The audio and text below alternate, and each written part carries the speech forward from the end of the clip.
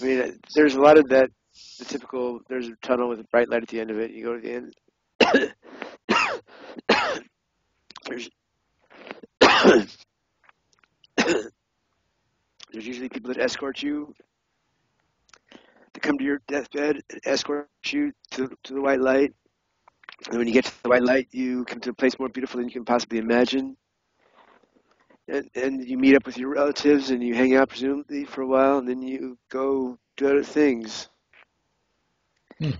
And I think that process can be described in such shocking detail that makes it silly. Like one psychic describes the the different buildings that are in the downtown of the afterlife, Hmm. and that to me just strikes me as too pat.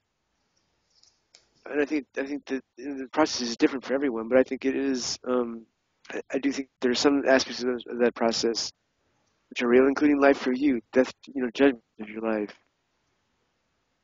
Um, so I think all of those things actually do happen in one way or the other. I don't think everybody experiences everything.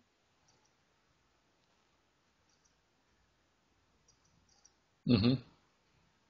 So do you think that what we experience after death is based on our particular mindset, worldview, conditioning?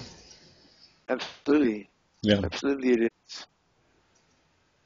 And I mean, think of how disorienting it would be to be get into the afterlife and realize that you came in with a bunch of Mandarin speakers.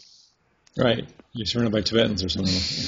Yeah, and what are you gonna do? I mean, that's you don't understand their language and you're in a strange place. That would be a bummer, I think. And I don't think the universe works that way. Yeah. Uh, and that's, but I think what to go back to what causes the fear.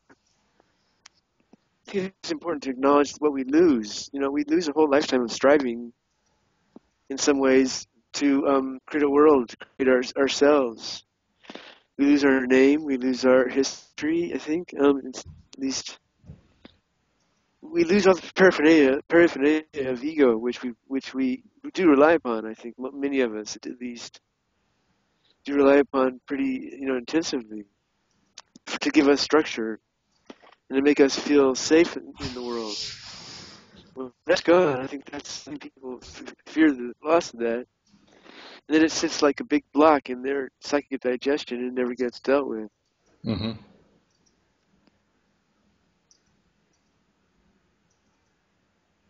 Well, yeah, I mean, the whole idea of losing one's sense of self. But then, I mean, from what you were just saying about the afterlife, then just from what you were describing, it sounds like you would retain that sense of self in some ways. Well, that's true. I think maybe in some circumstances you do. I think Mhm. eventually that sense of identity gets wiped out. You go through different stages or something, and you go through like a reprogramming process. I think so. I mean, the mythic traditions of many peoples have the river Styx, or the river Lethe, which you drink of and you forget everything. And so I think that for most people that you do forget everything, except at least in a reasonably accessible way. What happens with reincarnation and reincarnation memories is that some of that is not completely done properly, which you'd expect in a big universe. There's a lot of people that die every year. Probably not so easy to make them reliably. So Yeah, they fall through the cracks, huh? off the tracks, and you Uh-huh. remember more than you should. That's right. And then you're in big trouble for yourself and other people. Yeah, yeah, yeah.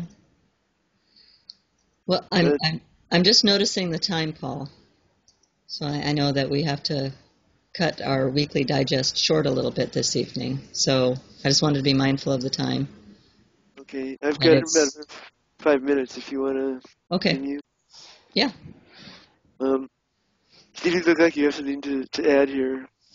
Well, it's interesting because I was doing some writing about cosmic cataclysm recently and how this cosmic process of dissolution is really doing a great kindness for us. It's one way that the universe is a teacher, and that it basically takes away everything which isn't ultimately real.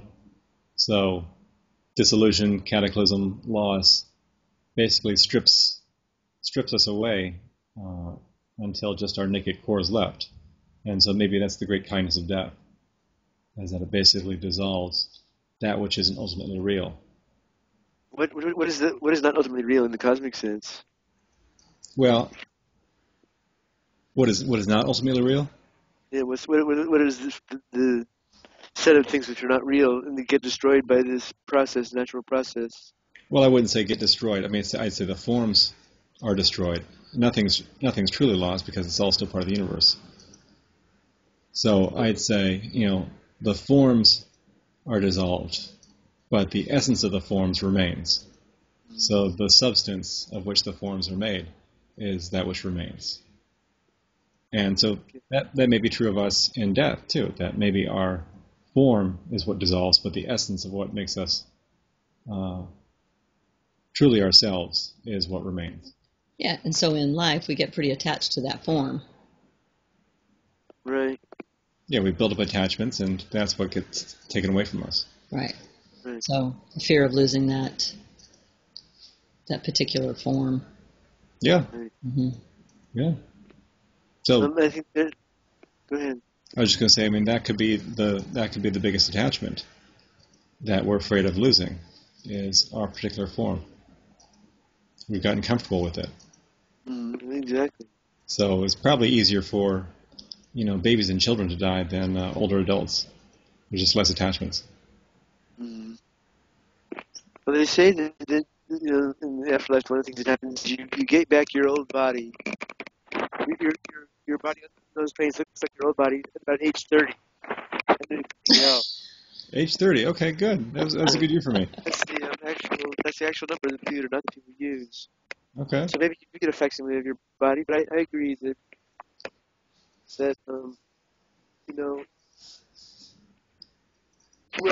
we're definitely attached to our bodies, and our body images, and we spend a lot of time creating the biggest thing that I think is unreal is actually ego,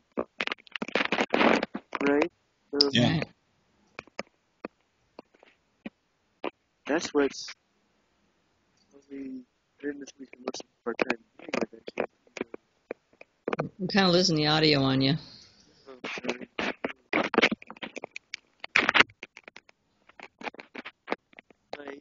Technical difficulties. Please stand by. Hear me? Yeah, still having technical difficulties. Well, I think your headphones just died. yeah, I took them out. Too Oh. much. On the computer now. Oh, okay. Well, Too much talk about death. Killed the headphones.